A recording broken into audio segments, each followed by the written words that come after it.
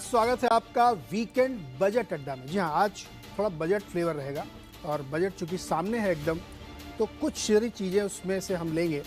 और मार्केट का एक बड़ा कंसर्न रहता है कि बजट में क्या हो सकता है। हालांकि अब तो बहुत सारे लोग कहते हैं कि नॉन इवेंट हो जाता है, और इस बार का तो चूंकि एक एंट्री आ चुका ऑलरेडी, लेकिन फिर भी मन में बहुत सारे सवाल शंकाएँ होती हैं कि अचानक से कोई गुगली ना आ जाए मार्केट के लिए, जिससे दिक्कत हो सकती है। लेकिन इसके अलावा भी मार्केट में बहुत कुछ हुआ है लास्ट वीक, बहुत कुछ हुआ है। अमेरिका में भी बहुत कुछ हुआ है, भारत में भी बहुत कुछ हुआ है। तो मन में आपका सवाल ज़रूर होगा कि ये मार्केट को कैसे प्ले करें, बजट से क्या क्यों लें, क्या बजट में ऐसा कुछ तीन तूफान हो सकता है जिससे हमको दिक्कत हो जाए, या कुछ इतना अच्छा हो जाए कि मार्केट यहाँ से भी बहुत बढ़िया करे। तो उन सारे सवालों को आज एड्रेस करने की कोशिश करेंगे। साथ ही 3 प्रकार के मैंने इन्वेस्टर्स का क्लासिफिकेशन किया है। तो वो इन्वेस्टर जो 3 प्रकार के हैं, वो कैसे प्ले करें इस मार्केट को, उस पर बातचीत करेंगे। ये वाला कठिन सवाल है जो मैंने अभय जी के लिए बनाया है। तो आज के मेहमान से मैं परिचय करा देता हूँ। अभय अग्रवाल सर हमारे साथ हैं, पाइपर शेरिका के CIO हैं, और मेहर वोरा सर हमारे साथ हैं, यही फंड मैनेजर। अभी हाल ही में इन्होंने अपना बड़ा फंड लॉन्च किया और बहुत पैसे जुटा लिए, लेकिन दिक्कत हो रही होगी, लगाएं कहाँ, मार्केट बहुत महंगा हो गया। और सुनील सुब्रमण्यम सर हमेशा वैसे साथ जुड़ते हैं और आजकल सिंगापुर में अपने ग्रैंडसन के साथ एंजॉय कर रहे हैं, और आप थोड़ा सा क्वालिटी टाइम वहाँ पे देंगे। आप सबका सर बहुत बहुत स्वागत है। तो जैसे हमने कहा कि थोड़ा समझने की कोशिश करते हैं क्या होने वाला है, क्या हो सकता है और मार्केट में क्या हो रहा है। तो मेरे सर, क्या हो रहा है मार्केट में? मार्केट में देखिए काफ़ी एक्साइटमेंट तो है ही। और हमने देखा है कि पिछले 3-4 महीने में 1-2 इवेंट्स जो हो गए। पहले तो फरवरी में, जनवरी में हम बजट की उथल पुथल थी, फिर ग्लोबल सिचुएशन भी थोड़ी बेटर देन एक्सपेक्टेड आई, तो वो तेज़ी चलने लगी। और जो US में खास करके जो टेक्नोलॉजी में मैग्निफिसेंट 7 थे, उनकी तेज़ी और चलती रही, तो उसकी भी टेलविंड हमें मिली। एक छोटी सी अनसर्टन थी इलेक्शन की, उसके उसके आजू बाजू थोड़ी हमने वॉलेटिलिटी देखी बाजार में, लेकिन जब देखा कि ये जो गवर्नमेंट रेजिम कंटिन्यूटी है, तो अगेन तेजी कंटिन्यू रही। तो मेरे ख्याल से जो पॉजिटिव सेंटीमेंट पिछले 2-3 साल से बिल्टअप हुआ था, उसका ये कल्मिनेशन अभी भी चल रहा है। तो और आप देख रहे हैं कि ग्रॉस SIP फ्लोज अब 22,000 करोड़ हो गए हैं। तो वो बेसिक सेंटीमेंट तो आई थिंक पॉजिटिव है ही। पिछले कुछ दिनों में ये हुआ है कि US के जो डेटा पॉइंट्स है थोड़े वीक आए हैं। तो ऐसा लग रहा है कि अभी स्लो डाउन शुरू हो सकता है, और उसकी इम्पैक्ट जो है विश्व विश्व विश्व की बाजारों में कैसा होगा, वो देखने की कोशिश कर रहे हैं। तो इसकी वजह से हमने देखा एक थोड़ी सी वो तो 5-6 दिनों में चाहते थे कि एक छोटी सी ब्रेक जैसा लगा है बाजार स्लो को। डाउन आना चाहिए, वो तो खुद ही चाहते थे। बिल्कुल, बट जब आता है तो किसी को पसंद नहीं आता। बना रहे थे कि आ जाए, माहौल बनाया कि आ जाए, और अब आ रहा तो डिसलाइक कर रहे हैं। बिल्कुल, तो उसे रेट कट भी होगा फिर। एग्जैक्टली। तो वही है, वो हमारी जो साइकिल है कि स्लो डाउन की एक्सपेक्टेशंस होगी तो रेट कट होंगे, रेट कट होंगे तो लिक्विडिटी होगी। तो इस तरह से बाजार का जो बेसिक सपोर्ट है लिक्विडिटी और फंडामेंटल्स का, वो लॉन्ग टर्म में तो मिलता ही रहेगा। शॉर्ट टर्म में ऐसी जो हमने वॉलेटिलिटी देखी है, वो हमें तो एज यूजुअल बेयर करनी पड़ेगी। कोई घबराने चिंता करने वाली बात? अभी तक इंडिया के लिए तो कोई ऐसी घबराने वाली बात नहीं आई है। हाँ।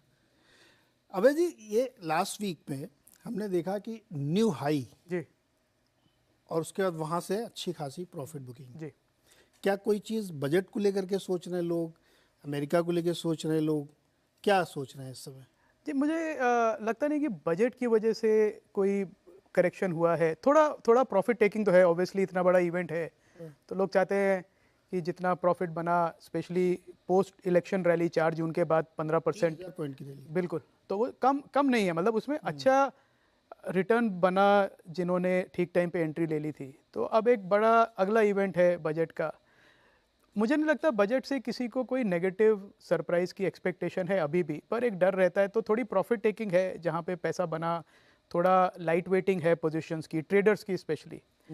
और इतना करेक्शन तो अच्छा है, मैं कहूँगा मार्केट का, कि ये टेक्निकल करेक्शन चलता रहे, फ्रॉथ निकलता रहे, जो नए इन्वेस्टर लेना चाहते हैं उनको मौका मिले एक फेयर प्राइस पे वापस स्टॉक लेने का।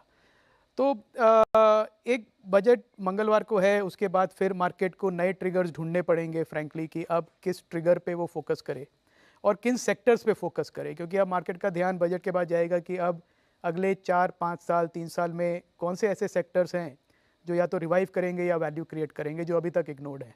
तो मुझे लगता है पूरा मार्केट का टेक्सचर और मूड जो है वो बजट के बाद बदलेगा और अर्निंग्स पे फोकस करेगा, जो अभी तक अच्छी आ रही क्या?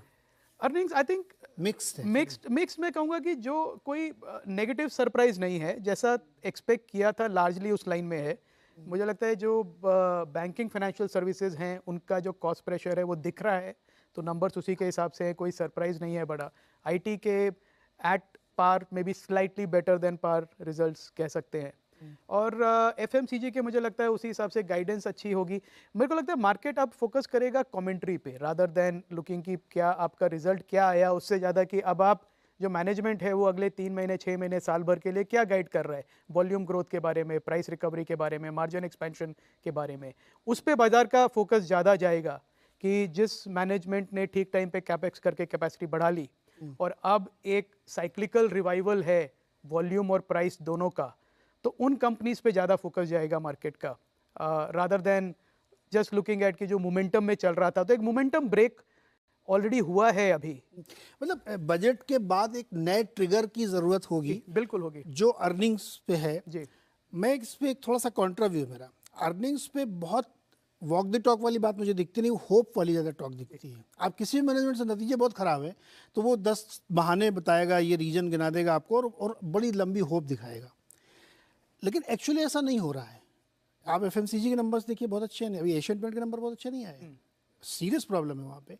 अब वो बहुत गर्मी पड़ी थी, ये चुनाव थे और ये थे वो थे, सब बता दिया, लेकिन एक्चुअली नंबर गड़बड़ है। तो मार्केट क्या इस चीज़ को सेंस कर रहा है कि अर्निंग्स बहुत अच्छी आने की उम्मीद नहीं है? नहीं, मुझे नहीं लगता कि इतना कोई डर है। और कुछ पॉकेट्स हैं, जैसे मैंने कहा कि कुछ सेक्टर सेगमेंट्स, एफएमसीजी भी इतना बड़ा स्पेस है, उसमें भी सेगमेंट्स है, सब सेगमेंट्स हैं। पर्सनल केयर अलग है, ईटेबल्स अलग है, पेंट टाइल, ये जो होम बिल्डिंग का है ये अलग सेगमेंट आ गया। तो हर सेगमेंट को एक अलग नज़रिए से देखना पड़ेगा आपको। और मेरे को नहीं लगता कि कोई एक्सपीरियंस मैनेजमेंट ओवर प्रॉमिस करना चाहता है इस समय, क्योंकि सबको मालूम है कि ओवर प्रॉमिस किया, अगले क्वार्टर में डिलीवर नहीं किया तो स्टॉक, हाँ मतलब अच्छी पिटाई होगी। तो ओवर प्रॉमिस के तो मुझे नहीं लग रहा कि कोई आसार हैं। कॉशियस ऑप्टिमिज्म की कमेंट्री है जिसको एनालिस्ट ज़्यादा रीड करेंगे, ज़्यादा डिग इन करेंगे, ऑन ग्राउंड रिसर्च करना पड़ेगा, लोगों को जाके देखना पड़ेगा कि कहाँ जो मैनेजमेंट कह रहा है क्या वो एक्चुअली हो रहा है।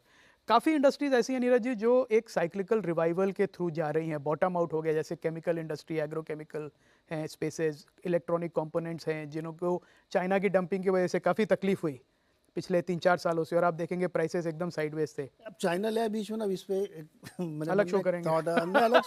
अलग शो तो उसमें हो ही जाएगा जिस दिन वो शी जिनपिंग बड़े बड़े घोषणाएं करेंगे, लेकिन उसको मैं बीच में लाऊंगा। एक बार जरा देखते हैं, दूर से बैठ के आदमी थोड़ा अलग देखते हो ना, तो सिंगापुर से बैठ के हम लोग जो बातें यहाँ कर रहे हैं, सुनील जी आपको कैसा लग रहा है? सही लग रहा है? ठीक ठीक बातें कर रहे हैं, या आप कुछ और वहाँ चले गए दूसरी तरफ सोचने लगे? देखिए, आप बजट के बारे में बात करेंगे ना, तो मैं कहूंगा कि बजट एक पीआर एक्सरसाइज है, ये बोलिए मत। राइट, एक दो तीर्थ होते हैं बजट में। एक है रिपोर्ट कार्ड, यानी जो बीती हुई साल, उसमें पिछले साल जो प्रॉमिस किया था, क्या उस प्रॉमिसेस के ऊपर गवर्नमेंट ने डिलीवर किया है, एक रिपोर्ट कार्ड होता है। दूसरा होता है अगले साल की जो एक्सपेक्टेशन डालते हैं, वो एक पीआर एक्सरसाइज है। पीआर एक्सरसाइज माने हम कह रहे हैं कुछ, होगा नहीं होगा वो कल अगले साल ही पता लगेगा, मगर कौन है रेसिपिएंट ऑफ द बजट, ये हमें भूलना नहीं चाहिए। क्योंकि ऐसे शोज में ऐसे लोगों का सब, देखिए, एक होता है कि मिडिल क्लास की हमारी टैक्स बढ़ेगी, ये एक मीडिया में चर्चा होती है। दूसरी होती है, आपने कहा fund manager, but finance minister के लिए और पूरी मिनिस्ट्री के लिए एक ही टारगेट ऑडियंस है बजट के लिए, वो है रेटिंग एजेंसी, चाहे वो मूडीज हो, एसएनपी हो, फिच हो, क्योंकि इस रेटिंग एजेंसीज के रेटिंग के ऊपर अपना FDI flows, FII flows, equity, debt सब डिपेंड करते हैं। और वहां पे rating level, rating downgrade, rating upgrade, ये तीनों पॉसिबिलिटीज हर साल सामने आती है, और उस हिसाब से फाइनेंस मिनिस्टर को मैनेज करना पड़ता है उन फॉरेन रेटिंग एजेंसीज को, क्योंकि अल्टीमेटली इंडिया का रेटिंग में कुछ खराबी नहीं आनी चाहिए। तो ये बात आप ध्यान में रख लीजिए, पहली बात। अब उसके